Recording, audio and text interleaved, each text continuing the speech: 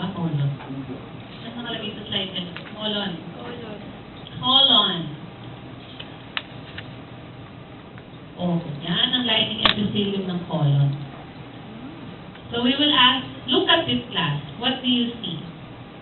Minor Not thrown, corpuscle. it is not thrown into folds. Ha? Walang tinatawag na villi. What do you call this one?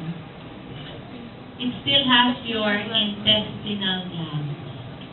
No villi, presence of intestinal glands. This time, meron din siyang lymphatic nodule. But you can differentiate it by this one. Madaming goblet cells. Kayo na mag-zoom in class. The same thing class, 4 layers. You have your mucosa, submucosa.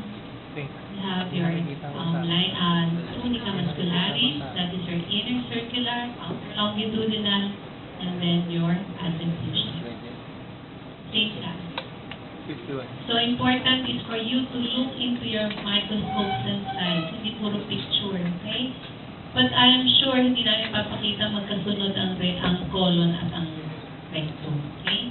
So this is slide number 51.